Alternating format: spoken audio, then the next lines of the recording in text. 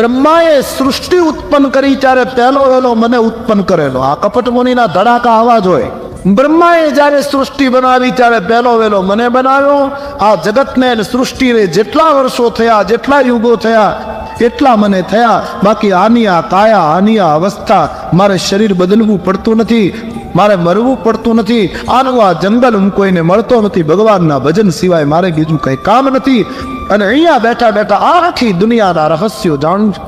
એની જબરદસ્ત વાતો કરી પ્રતાપ ભાનુ તો ડૂબી ગયો. બાપજી, હા, તપનો પણ પ્રતાપ છે. એવા પ્રતાપ ભાનુએ આ બધી વાત સાંભળતા સાંભળતા જ્યારે કપટ મુનિને એમ લાગ્યું કે હવે આ મારે આધીન થયો, એ વખતે કપટ મુનિએ કહ્યું કે પ્રતાપ ભાનુ માંગ, શું આપું? અત્યાર સુધીમાં મને કોઈ મળ્યું નથી, હું કોઈને મુલાકાત આપતો નથી. કારણ કે લોકો બહુ મળવા આવે તો ભજનમાં ભંગ પડે, એટલા માટે હું કોઈને મળતો જ નથી. આ તારા સદભાગી કે તું મને મળી ગયો. પિતાને પુત્ર ઉપર પ્રેમ જાગે એવો મને તારા ઉપર પ્રેમ જાગ્યો છે, માટે માંગ, શું આપું? માંગવાનું કહ્યું અને પ્રતાપ ભાનુ માંગવા તૈયાર થઈ. હવે પ્રતાપ ભાનુને ઘરે ક્યાં ઓછું હતું, આખી ધરતીનો માલિક, તોય માંગવા તૈયાર. આ જીવનો સ્વભાવ છે, એ માંગવાનું બંધ કરતો. હવે બાપજી આપવો હોય તો આટલું આપો. જરા મરણ દુઃખ રહિત તનુ સમર જીતે નહીં કો. મારા શરીરને ગળપણ ન આવે. કપટ મુનિએ કહ્યું તથાસ્તુ. મારું મૃત્યુ ન થાય, તથાસ્તુ. મને કોઈ રણ મેદાનમાં જીતી ન શકે, તથાસ્તુ. 100 કલ્પ સુધી મારા એકલાનું રાજ્ય રહે, તથાસ્તુ. હવે કપટ મુનિને તથાસ્તુ ક્યાં ખરીદવાના હોય? એની પાસે તથાસ્તુ બહુ હોય, જે માંગે બધામાં તથાસ્તુ. કપટ મુનિઓ સે બચ્યો કંઈ નહોતું, છતાં એટલી મોટી મોટી વાતો કરી અને પ્રતાપ ભાનુ તો નાચવા લાગ્યો. હવે મારું મૃત્યુ નહીં થાય. કપટ મુનિએ કહ્યું તારું મૃત્યુ મારા આશીર્વાદથી નહીં થાય, પણ તારે એક કામ કરવું પડશે. શું? બ્રાહ્મણોને વશ કરવા પડશે. કારણ કે બ્રાહ્મણ શાપ આપે તો બ્રહ્મા પણ ન બચાવી શકે, બ્રહ્મા શાપ આપે તો બ્રાહ્મણો બચાવી શકે. બ્રાહ્મણોને વશ કરવા. બોલે બ્રાહ્મણોને કઈ રીતે વશ કરું? કઈ? એક તારા ગામના બ્રાહ્મણોને 1 વર્ષ સુધી જમાડવાના, પણ એમાં એક મુશ્કેલી છે. શું? રસોઈ હું બનાવું, મંત્રમયી રસોઈ, અને એ મારી બનાવેલી રસોઈ જમે તો બ્રાહ્મણો બધા તારે આધીન. પછી જગતમાં તને કાળ કંઈ કરી શકે. પણ હું તો કોઈના ગામમાં જતો નથી. સૃષ્ટિ ઉત્પન્ન થઈ ત્યારથી અહીંયા છે. બાપજી, તમે કોઈના માટે ન જતા હો તો કંઈ નહીં, પણ મારા માટે તો આપે આવવું પડશે. આપ કહો એટલા બ્રાહ્મણોને જમાડું. ઠીક છે પ્રતાપ ભાનુ, તારી લાગણી છે તો હું આવીશ, પણ એક કામ કરવાનું, તારે ને મારે જે વાત થઈ એ કોઈને કહેવાની નહીં. બસ હવે તું સૂઈ જા.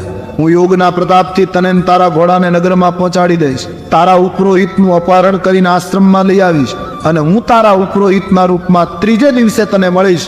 ત્યારે સમજજે કે ગુરુદેવ આવી ગયા. ષડયંત્ર રચી લીધું કપટ મુનિએ. પ્રતાપ ભાનુ સૂઈ ગયો. આ માણસમાં તો કંઈ હતું નહીં, મોટી મોટી વાતો કરી હતી, પણ અડધી રાત્રિ થઈ ત્યાં પેલો કાલકેતુ રાક્ષસ માયાવી, જે ભૂંડ બનીને રાજાને ભૂલો પાડી ગયો, એ આનો મિત્ર મળવા આવ્યો. કપટ મુનિએ કાલકેતુને કહ્યું તું માયા જાણે છે. પ્રતાપ ભાનુને એના ઘોડાને માયાથી નગરમાં મૂકી આવ, એના ઉપરોહિતને અહીં લઈ આવ, અને તું ઉપરોહિતના રૂપમાં એને 3જે દિવસે મળજે. આવી રીતની રસોઈ કરજે, જેથી કરીને બ્રાહ્મણો શાપ આપે, આપણા દુશ્મનનો નાશ થાય, તો આપણા ગુમાવેલા રાષ્ટ્રો આપણને પાછા પડે. યુક્તિ રચાય. પ્રતાપ ભાનુનું અપહરણ કરી નગરમાં પહોંચાડ્યો. ઉપરોહિતને આશ્રમમાં લાવ્યો છે. કાલકેતુ ઉપરોહિતની પથારીમાં સૂઈ ગયો. પ્રતાપ ભાનુ આવી ગયા એમ ગામમાં ખબર પડતા લોકોએ ઉત્સવ મનાવ્યો. પ્રતાપ ભાનુને 3 દિવસો પૂરા થતા નથી. ક્યારે 3 દિવસ પૂરા થાય, ક્યારે મારા ગુરુદેવ આવે? 3 દિવસ પૂરા થયા. કાલકેતુ રાક્ષસ ઉપરોહિતના રૂપમાં આવ્યો. પ્રતાપ ભાનુ ઓળખી શક્યો નહીં. રસોઈ ઘર સોંપી દીધું.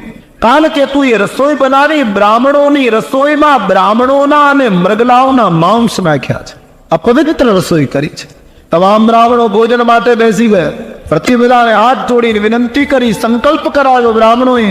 બ્રાહ્મણો ભોજનની તૈયારી કરે છે. બ્રહ્માર્પણ કરીને બ્રાહ્મણો જ્યાં ભગવાનને અર્પણ કરીને જમવા ગયા, ત્યાં આકાશમાં કડાકો થયો. બ્રાહ્મણો અટકી જાઓ. એટલું કરવાનું હતું એટલું ન કર્યું, વધારે કર્યું. એટલે બ્રાહ્મણોને અહીંયા ઠપકો મળ્યો કે મેં તમને ખાલી એટલું જ કહ્યું હતું કે તમે જમવાનું બંધ કરી, જમવાનું છોડીને ઘરે જતા રહો.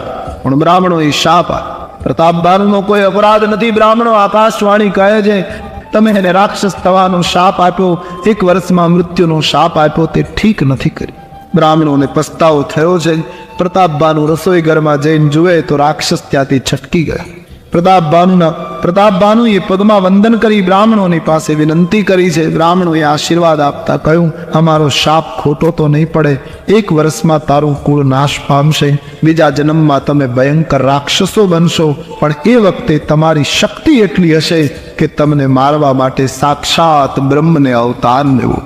ઈશ્વરના હાથે રણ મેદાનમાં મૃત્યુ થશે. આશીર્વાદ આપી બ્રાહ્મણો જતા રહ્યા. અહીં કાલકેતુએ પેલા કપટ મુનિને વાત કરી. આ બંનેએ મળીને પરાજિત રાજાઓને વાત કરી. બધાએ એક સાથે મળીને કઈ દેશ ઉપર હુમલો કર્યો. નાની મોટી લડાઈમાં 1 વર્ષની અંદર પ્રતાપભાનુનું સમગ્ર કુળ નાશ પામે છે. સત્યકેતુના કુળમાં કોઈ બચ્યું નહીં. પ્રતાપભાનુ, હરિમર્દન, ધર્મરુચિ બધા મૃત્યુ પામ્યા. પ્રતાપભાનુનો બીજો જન્મ, એનું નામ રાવણ. હરિમર્દન બીજા જન્મમાં કુંભકર્ણ થયો. ધર્મરુચિ નામનો પ્રધાન, જેને ધર્મમાં રુચિ હતી, એ બીજા જન્મમાં બીજી માતાને પેટે જન્મ લઈ વિભીષણ બને. બાકીના માણસો નાના મોટા રાક્ષસોના રૂપમાં ધરતી ઉપર જન્મ્યા છે. રાવણ, કુંભકર્ણ અને વિભીષણે ત્રણેય ખૂબ તપ કર્યા. યુવાની બ્રહ્માજી શંકરજીને લઈને આવ્યા છે. રાવણને કહ્યું, દશાનન વરદાન માંગ, શું આપું? રાવણ વરદાન માંગે છે. રાવણે માંગ્યું કે અમે કોઈના હાથે માર્યા મરીએ નહીં. શરીર બદલાય છે ને, બાકી વાસના તો એની રહે, મન તો એનું. પ્રતાપભાનુનો આ જીવ છે ને, પ્રતાપભાનુ માંગતો હતો કે હું મરું નહીં. એની એ વાત પાછી આ જન્મમાં આવી. અમે કોઈના હાથે મરીએ, પણ ઈશ્વર તો પોતાનો કાયદો હાથમાં રાખે જ છે. ભગવાન તથાગતો કહેવા જતા હતા, જ્યાં રાવણે સુધારો કર્યો કે વાનર અને મનુષ્યની છૂટ, આ બે સિવાય કોઈના હાથે ન મરું. ભગવાને કહ્યું, તથાસ્તુ. આટલું તો ઘણું. હાથે કરીને છૂટ આપીને, નહીતર આટલું જ રાખ્યું હોત કે હું કોઈના હાથે ન મરું તો એને ફાયદો થાય, પણ બોલાવનારો ઈશ્વર છે એમ સાબિત થાય. ભગવાન બ્રહ્માજીને કહ્યું છે, વાનર અને મનુષ્ય સિવાય મને કોઈ ન મારી શકે. વાનર અને મનુષ્યની મને પરવા નથી. બ્રહ્માએ તથાસ્તુ કહ્યું, તને એના સિવાય કોઈ નહીં મારી શકે. ઈશ્વર પોતાની સલામતી રાખીને જ બોલા. હિરણ્યકશિપુએ તપ કર્યું, પછી એણે કેટલું માંગ્યું. બ્રહ્મા વરદાન આપવા આવ્યા હિરણ્યકશિપુને, કહ્યું કે માંગ. હિરણ્યકશિપુએ કહ્યું, એમ મૌખિક નહીં, તમારો દેવતાઓનો ભરોસો નહીં, ક્યારે ફરી જાઓ તો લેખિત જોઈએ. હું બધું લખી આપું, એમાં તમે સહી કરી દો કે ઉપરનું બધું મંજૂર, અને બ્રહ્માની સહી. સારું, લખી લે. બોલે, એમ તાત્કાલિક નહીં લખું, મને સમય જોઈએ. હું વિચાર કરીને લખીને કાગળ લખું ને બોલાવું, પછી તમે સહી કરવા આવજો કે મારે આટલું જોઈએ. પછી હિરણ્યકશિપુએ કાગળ તૈયાર કર્યો. રાત્રે ન મરું, દિવસે ન મરું, ઘરમાં ન મરું, બહાર ન મરું, લીલાથી ન મરું, સુકાયેલાથી ન મરું, અસ્ત્રથી ન મરું, શસ્ત્રથી ન મરું, મનુષ્યથી ન મરું, પશુથી ન મરું. કેટલી કલમ લખી. આને મારવા કેમ? ખૂબ વિચાર કરીને કાગળ તૈયાર કર્યો. બ્રહ્મા આવ્યા, કહ્યું વાંચીને નીચે સહી કરી દો કે બધું કબૂલ. વાંચીને સહી મારે કોણ? એમ કહે છે હિરણ્યકશિપુ કાગળ ખિસ્સામાં લઈને જ ફરતો. કોઈ લડાઈ કરવા આવે એટલે પેલો કાગળ બતાવે, તું પેલા વાંચી લે, પછી સગવડતા હોય તો લડ. એ કાગળ વાંચે એટલે લડવા આવો હોય સીધો રવાના થાય કે આમાં કાંઈ પત્તો લાગે એવું નથી. તો ભગવાન કોઈને કોઈ બારી શોધી રાખે છે. રાવણે કહ્યું, વાનર અને મનુષ્ય સિવાય મને કોઈ ન મારે. તથા વરદાન આપીને બ્રહ્માજી કુંભકર્ણ પાસે ગયા. કુંભકર્ણને કહ્યું, પુત્ર વરદાન માંગ. પણ બ્રહ્માજીને વિચાર થયો કે આ રોજ ભોજન કરશે તો જગતને વેરાન કરી દેશે, આ કંઈ બચવા નહીં દે. સરસ્વતીને બોલાવીને કહ્યું, આની બુદ્ધિ ફેરવો. અને સરસ્વતીએ કુંભકર્ણની બુદ્ધિ ફેરવી અને કુંભકર્ણે માગ્યું, હું 1 દિવસ જમીન સૂઈ જાઉં, પછી 6 મહિને જાગું. વળી પાછો 1 દિવસ ખાઈને સૂઈ જાઓ, વળી 6 મહિને જાગું. બ્રહ્માએ કહ્યું, તથાસ્તુ. માંગે છે નીંદ માસ ખટકી. બ્રહ્માને થયું, આ સૂતો રહે એ સાર. અને સમાજમાં અમુક માણસો સૂતેલા જ સાર. બને તો ઘરની એકાદો ધાબળો ઓઢાડી દેવો, પણ એને જગાડવો નહીં, એનું જાગરણ સારું નહીં.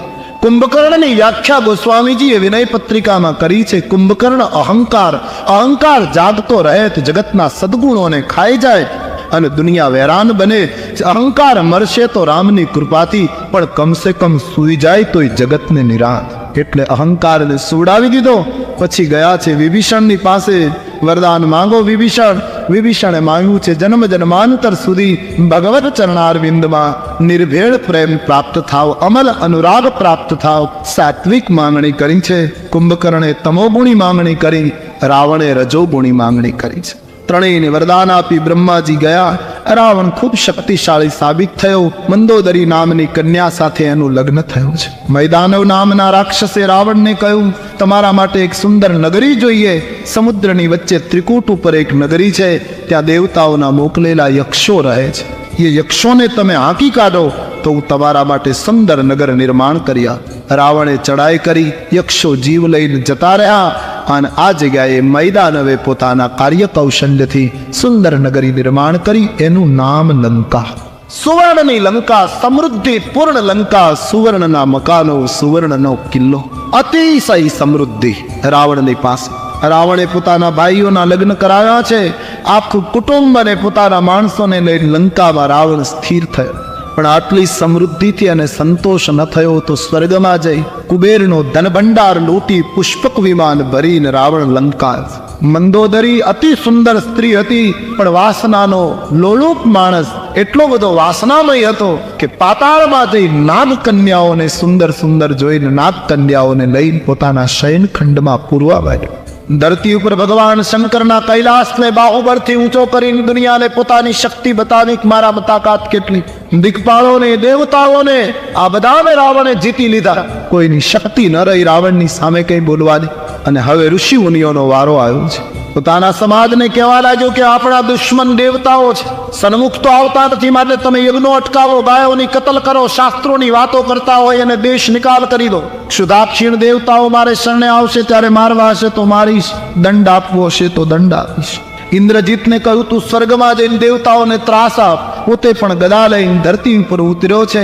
રાવણનો સમાજ આખા જગતની અંદર, સમાજની અંદર જુદી જુદી જગ્યાએ ફેલાયો અને સમાજને ભ્રષ્ટ કરવા માંડ્યો. ઋષિઓના આશ્રમમાં લોકો આગ ચાંપવા લાગ્યા, ગાયોની કતલ થવા લાગી, ભારત વર્ષની નદીઓના પાણી લાલ થવા લાગ્યા. વેદ પુરાણ અને શાસ્ત્રની ચર્ચા કરે અને દેશ નિકાલ કરી દીધા છે. ઋષિમુનિઓની પાસેથી કર ઉઘરાવવા લાગ્યો. જે ઋષિમુનિઓએ ના પાડી કે અમારી પાસે કંઈ નથી, એના મસ્તકો કાપી નાખ્યા. લોહીના ગળા ભર્યા છે. અડધો હિન્દુસ્તાન ઋષિઓ અને ગાયના હાડકાથી ભરાઈ ગયો. રાવણના ત્રાસથી ધરતી ધ્રુજી ઉઠી. રાવણના માણસો જ્યાં ગયા ત્યાં એને ઉપનિષદ ઉપર પ્રહાર કર્યો. માતૃદેવો ભવ પિતૃદેવો ભવના સૂત્રો તૂટી ગયા. એવો ભ્રષ્ટ સંસાર ઉભો કર્યો. કોઈ માતાને માનતું નથી, કોઈ પિતાને માનતું નથી, કોઈ ગુરુને માનતું, કોઈ અતિથિને માનતું નથી, કોઈ સંતોને શાસ્ત્રોને માનતું નથી. ચોર, લંપટ ને જુગારી લોકો વધ્યા. સમાજ ભગવાન શંકર પાર્વતીને કહે, દેવી, માતા પિતાને જે ન માને, ગુરુને જે ન માને, આવા જેના આચરણ હોય એને તારે રાક્ષસ સમજવું. આ રાક્ષસની વ્યાખ્યા. માતા પિતાને ન માને, ગુરુને ન માને, એ રાક્ષસ છે, મનુષ્ય નથી. જે વ્યક્તિ માતા પિતાને સંતોષ ન આપી શકે એની પાસે રાષ્ટ્ર શું અપેક્ષા રાખે? માતા પિતાની સેવા કરે. ઉપનિષદોના સૂત્રોને કેવલ સ્વાધ્યાયમાં ખાલી બોલવાનું નથી, આચારમાં મૂકવાનું. માતાને દેવ, પિતાને દેવ, અતિથિને દેવ, ગુરુને દેવ માનો. જીવતા દીધો સંતાપ, સેવા ના કરી મા બાપની, તો પાછળ પછી પ્રતિમા તણું પૂજન કર્યાથી શું થયું? જીવતા સંતાપ દે, પાછળથી ફૂલ સાઈઝનો ફોટો કરાવે બાપુજીનો, ફૂલ સાઈઝ. પછી દીવાન ખંડમાં ગોઠવો. પછી આપણે એને ઘરે ચા પાણી પીવા જઈએ ને પહેલી એના બાપુજીની ઓળખાણ કરાવે કે આ અમારા બાપ. એવું સજ્જન એનું જીવન કે અમને કોઈને સેવા કરવા જ ન દીધી. કરવા ન દીધી કે તમે કોઈએ કરી નહીં દેવતાઓ, અમને જરાય સેવા ન કર. બહુ સજ્જન જીવ જપ જ કર્યા. એ બાપુજી ફોટામાં બેઠા બેઠા વિચાર કરે કે આડો કાપ છે એટલે હું નાચાર છું, નહીતર હમણાં તને થબાટ મારવાની ઈચ્છા કે તું મને પાણી આપતો નહોતો ને આજ બધાને ઓળખાણ કરાવે. મા બાપની સેવા. કોઈ દિવસ માનું દિલ દુભાય એવું યુવાન વર્તે નહીં. કોઈ દિવસ બાપને નીચું જવું પડે એવી આ દેશની બેન દીકરી વર્તન ન કરવું જોઈએ. એના પિતાને નીચું જવું પડે, ઓલા આંગળી ચીંધી જાય કાલ સમાજમાં એના બાપને, અને એના પિતાને નીચું જવું પડે એવી રાષ્ટ્રની બેન દીકરી સાવધાન રહે. યુવકોએ સાવધાન થવું જોઈએ કે માની કુખ ન લાજે.